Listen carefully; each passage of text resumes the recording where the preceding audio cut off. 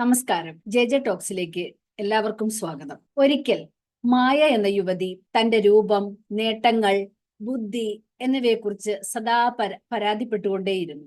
ഒരു ദിവസം അവൾ തന്റെ കണ്ണാടിയുടെ മുമ്പിൽ നിൽക്കുമ്പോൾ കണ്ണാടിയുടെ പ്രതിബിംബം തന്നെ തിരിഞ്ഞു നോക്കുന്നത് അവളുടെ ശ്രദ്ധയിൽപ്പെട്ടു. പെട്ടെന്ന് കണ്ണാടി അവളോട് പറഞ്ഞു, മായ, നീ എന്തിനാണ് എന്നെ നിരന്തരം ശകാരിക്കുന്നത്?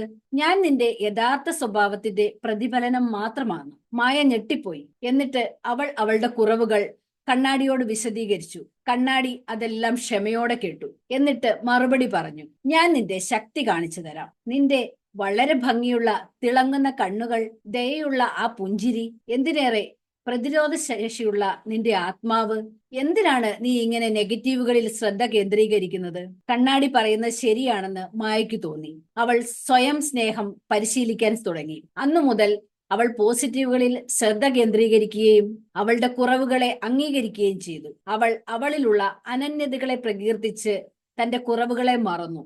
അങ്ങനെ മായയുടെ ആത്മസ്നേഹം വർദ്ധിച്ചപ്പോൾ അവളുടെ ജീവിതം തന്നെ മാറിമറിഞ്ഞു. അവൾ കൂടുതൽ ആത്മവിശ്വാസവും അനുകമ്പയും ദയയുമുള്ളവളായി മാറി. അപ്പോൾ കണ്ണാടിയുടെ പ്രതിബിംബം പ്രസന്നയായ, ശാസ്ത്രീകരിക്കപ്പെട്ട, സ്വയം സ്നേഹത്താൽ മിന്നിത്തിളങ്ങുന്ന ഒരു സ്ത്രീയെ കാണിച്ചു.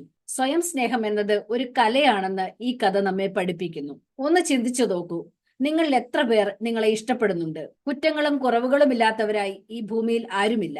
നമ്മുടെ യഥാർത്ഥ വ്യക്തിത്വവും കഴിവുകളും എല്ലാം ഉൾക്കൊള്ളുന്നതിലൂടെ നമുക്ക് നമ്മുടെ ജീവിതത്തെ തന്നെ മാറ്റിമറിക്കാൻ സാധിക്കും. ഓർക്കുക, കണ്ണാടി നമ്മുടെ രൂപത്തെ മാത്രമല്ല, നമ്മുടെ മാനസികാവസ്ഥയും പ്രതിഫലിപ്പിക്കുന്നു. നമുക്ക് പോസിറ്റീവുകളിൽ ശ്രദ്ധ കേന്ദ്രീകരിക്കാം, സ്വയം സ്നേഹിക്കാം. അങ്ങനെ നമ്മുടെ തന്നെ അനന്തമായ സൗന്ദര്യത്തെ നമുക്ക് ആസ്വദിക്കാം. നന്ദി. മറ്റൊരു വീഡിയോയിലൂടെ വീണ്ടും കാണാം.